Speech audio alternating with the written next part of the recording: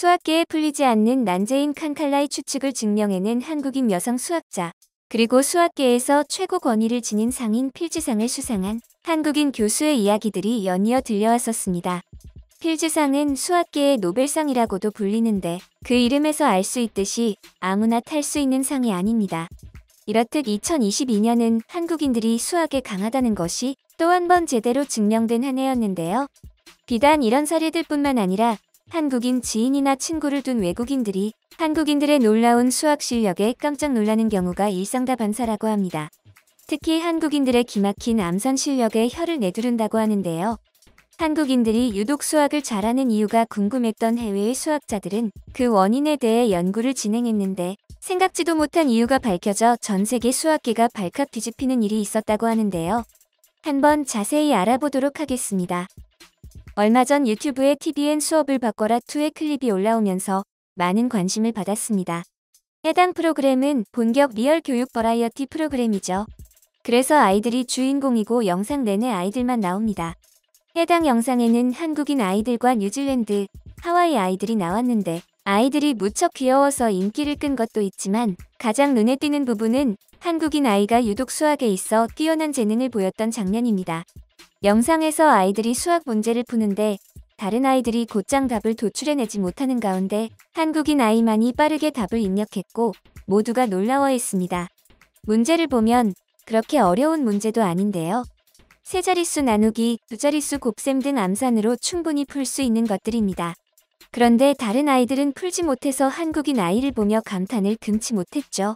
사실 이런 상황은 한국인 친구를 둔 외국인이라면 자주들 겪는다고 하는데요. 수학은 워낙 어려워서 수포자라는 단어도 생겨났었죠. 수학을 포기한 자라는 의미인데 이런 수포자들도 해외에 나가면 수학을 비교적 잘하는 축에 들어서 주목을 받게 된다고 합니다. 실제로 뉴질랜드에 유학을 갔던 한 한국인 남성도 본인이 수학을 정말 못한다고 생각했었다고 하는데요. 그래서 수학시험 날에 꽤 긴장했었다고 합니다. 뉴질랜드에서는 특이하게도 수학시험을 볼 때 공학용 계산기를 쓸 수 있다고 하는데요. 그런데 이 남성은 안 그래도 수포자였던지라 공학용 계산기는 손도 안 대봐서 사용법을 전혀 몰랐다고 합니다. 그래서 어쩔 수 없이 그냥 기억나는 대로 손으로 풀었는데 그렇게 푼 수학 문제의 결과는 과연 어땠을까요? 정말 말도 안 되게도 이 한국인 남성이 학급에서 수학으로 1등을 했다고 합니다. 이 이야기를 보면 한국에서 수학 못한다는 사람도 해외에 나가면 수학에서 두각을 나타내게 되는 것 같은데요. 이렇다 보니 외국인들이 한국인에 대해 공부를 아주 잘하는 사람이나 서양인보다 똑똑한 사람이라고 생각한다고 합니다. 한국인들이 정말 외국인보다 똑똑한 걸까요? 타고난 것도 있겠지만 이렇게 만든 요소가 몇 가지 있었습니다. 먼저 한국인의 속도를 들 수 있는데요. 한국인 하면 바로 떠오르는 것 중 하나는 단연 빨리빨리일 것입니다. 이것은 교육 과정에서도 나타나는 것이고 교육열 넘치는 학부모들이 초등학생 자녀에게 중학생, 고등학생이나 풀법한 문제를 풀게 하는 경우도 많죠.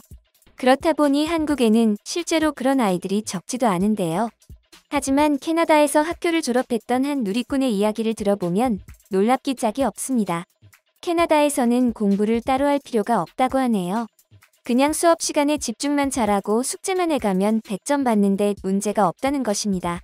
심지어 12학년이 되기 전까지는 진도를 나간다는 느낌도 잘 받지 못했었다고 하는데요. 한 학년 올라갈 때마다 이전의 컨셉에 새로운 것 두어 개 정도 늘어날 뿐이었다고 하죠. 그래서 캐나다에서 수학은 조금만 노력하면 완벽히 성공할 수 있었다고 합니다. 이 누리꾼은 학교에서 다른 한국인 친구들을 만났었는데 이들 중 그 누구도 90점 이하 점수를 받는 걸 본 적이 없었다고 합니다. 캐나다 학생들에게 어려운 문제가 이들에게는 별거 아니었어서 모르는 게 있으면 한국인 친구들에게 물으러 가는 모습을 많이 봤다고 하는데요. 그리고 한국인들은 모두 어려서부터 구구단을 외우는데요. 미국 등 해외에서는 구구단을 외우지 않아도 된다는 것을 아셨나요? 학교마다 다를 수는 있지만 앞서 언급한 뉴질랜드 유학생의 이야기처럼 시험에서도 계산기를 쓸 수 있기 때문에 사실상 외울 필요가 없는 것이죠. 요즘에는 그래도 대학에서 계산기를 너무 쓴다고 공부 방법이 바뀌고 있다고는 하는데 실제로 계산기를 못 쓰게 하지는 않습니다. 이와 관련해서 덴마크의 한 수학 교사는 한국 고3 수험생들이 푸는 수학 시험지를 받아보고는 당황했습니다. 30개 문제를 80분에서 90분 안에 다 풀어야 하는데 3분의 1 문제를 풀어야 한다는 계산에 헛웃음을 지었습니다. 더불어 계산기는 쓸 수 없다는 설명을 듣고 난처해했죠. 한국 학생들의 수학 실력이 이 정도냐며 혀를 내둘렀죠. 한국인이 서양인보다 수학을 잘하는 이유는 또 있었습니다. 바로 언어인데요. 월스트리트 저널 보도에 언급된 연구 결과에 따르면 한자 문화권의 언어는 각 자릿수마다 숫자를 끊어서 읽는 특성이 있습니다. 특히 한국어는 십진법으로 단어를 읽기에 연상이 더 쉬운 편인데요.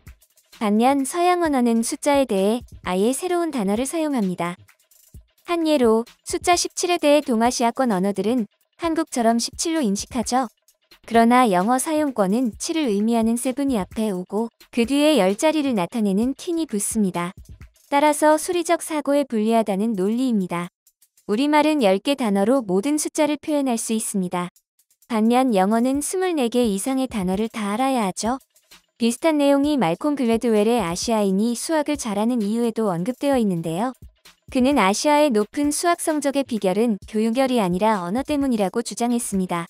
수학 한국어 유리한 이유에 대해 누리꾼들은 수학 한국어 유리한 이유, 한글이 과학적이지 수학 한국어 유리한 이유, 그래도 엄마들의 힘을 무시할 수 없어 수학 한국어 유리한 이유, 세종대왕님 고맙습니다 등의 반응을 보였는데요. 정리하면 다른 나라에서는 외우지 않는 구구단을 한국에서는 어려서부터 외우면서 잘하고 레벨에 맞지 않는 어려운 문제를 풀 수 있도록 선행학습을 시키며 언어적으로도 유리하기 때문에 한국인들이 다른 나라 사람들보다 수학을 잘하게 됐다는 것인데요. 이렇게 한국인들이 수학 분야에서 뛰어난 덕에 국제수학연맹은 지난 2월에 한국 수학의 국가 등급을 4그룹에서 최고 등급인 5그룹으로 승격을 확정했습니다. 이로써 한국은 1981년 최하위 1그룹 국가로 국제수학연맹에 가입한 이후 최단 기간에 5그룹으로 승격한 나라가 되었는데요. 그룹을 상향시키기 위해서 한국 측에서 국제수학연맹에 신청을 보냈는데 그 결과 만장일치로 한국 수학을 5그룹으로 승격 추천하기로 했었습니다. 한국의 수학 수준을 모두가 인정한다는 것을 의미하죠. 이렇게 5그룹으로 승격된 지 얼마 지나지 않아서 한국인 수학자가 필지상을 수상했다는 소식이 들려와 수학계가 발칵 뒤집힌 적이 있는데요. 수상자는 바로 미국 프린스턴대의 허준희 교수였습니다.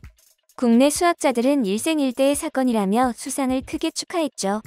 그도 그럴 것이 한국계 수학자가 필지상을 수상한 것은 126년 역사의 세계수학자 대회에서 최초이기 때문입니다. 허준희 교수는 현대 수학계의 오랜 난제였던 리드 추측을 박사 과정 졸업 전에 해결해 수학계를 놀라게 하기도 했습니다. 이번 필지상은 대수기하학을 이용해 조합론 분야에서 다수의 난제를 해결하고 대수기하학의 새 지평을 연 공로를 인정받아 수상하게 된 것인데요.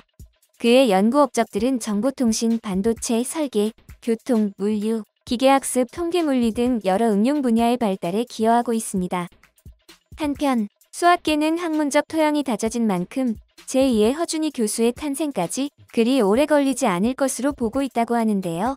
여러 수학계 관계자들의 의견을 종합해보면 오성진 미국 버클리 캘리포니아대 수학과 교수, 최경수 고등과학원 수학과 교수, 정인지 서울대 수리과학부 교수 등 3명도 허 교수 못지않은 연구 업적을 쌓아왔다고 합니다. 오 교수는 우주의 블랙홀 내부에서 일어나는 현상을 비선형 쌍곡편 미분 방정식으로 설명한 것으로 유명한데요. 최 교수는 곡률 기하학의 문제를 편미분 방정식을 이용해 설명한 연구로 학계의 이름을 알렸습니다. 정 교수의 관심사는 흐르는 유체역학인데 이는 기상예보나 우주선, 양자 컴퓨터 개발 등에 활용됩니다. 정 교수는 유체를 설명하는 비선형 편미분 방정식의 일종인 나비의 스토크스 방정식과 관련한 난제들을 해결하는 데 집중하고 있습니다. 전 세계 수학계는 3사람을 다음번 필지상을 받을 만한 후보로 지목하고 있는데요. 4년 뒤 발표되는 다음번 수상자 발표 때는 계속 불발됐던 미분기하학과 그동안 각광받지 못했던 계산과학이나 수리생물학 분야에서 수상자가 나올 가능성이 있다는 것입니다. 3사람의 수상 가능성이 높게 점쳐지는 이유죠. 전 세계의 수학자들은 한국이 세계 수학계 리더 역할을 맡게 됐다며 이제 한국을 빼놓고 수학을 논할 수 없게 됐다고 평가했는데요. 사실 한국에는 제2의 제3의 허준희만 있는 것이 아닙니다.